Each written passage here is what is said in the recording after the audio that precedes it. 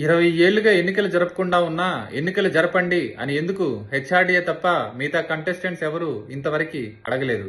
20 ఏళ్లుగా ఎన్నికలు జరపకుండా మా గొంతును నొక్కేస్తున్నారు, మా గొంతుకు స్వేచ్ఛనివ్వండి అని ఎందుకు ఇంతవరకు హెచ్ఆర్డీఏ తప్ప మిగతా కంటెస్టెంట్స్ ఎవరు ప్రశ్నించలేదు. ఐఎంఏ, అప్నా, జీడీఏ లాంటి అసోసియేషన్స్ లో పెద్ద పెద్ద పొజిషన్స్ లో పనిచేసి ఇప్పుడు కంటెస్టెంట్స్ గా వచ్చిన వీళ్ళు ఇన్నేళ్లుగా మనకు జరుగుతున్న ఈ అన్యాయంపై ఒక్క మాట కూడా ఎందుకు కనీసం మాట్లాడలేకపోయారు.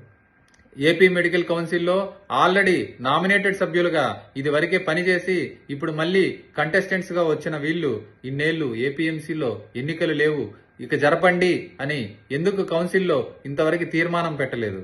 పెద్ద పెద్ద వాళ్ళు కూడా చేయలేని పని హెచ్ఆర్డీఏ ఎలా చేయగలిగింది అంటే హెచ్ఆర్డీఏకి చిత్తశుద్ధి ఉంది.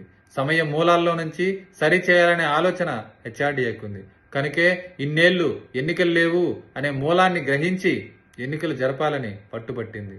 వైద్య వృత్తిని ప్రక్షాళన చేయాలనే చిత్తశుద్ధి హెచ్ఆర్డీఏకి ఉంది. కనుకే ఇన్నేళ్లు జరపని ఎన్నికలు జరపాలని కోర్టుకెళ్లి ఎన్నికలు తెచ్చింది. హెచ్ఆర్డీఏ ఒక్కటే ఏపీఎంసీలో సంస్కరణలు తీసుకొని రాగలదు అని ఇంతకు మించిన రుజువు మీకేం కావాలి? ఎన్నికలు జరిగే వరకే కాదు, ఎన్నికల తర్వాత కూడా ఇదే స్ఫూర్తితో ప్యానెల్ మొత్తం పనిచేస్తుందని తెలంగాణ హెచ్ఆర్డీఏ నిరూపించిన దానికంటే మించిన సాక్ష్యం ఇంకేం కావాలి?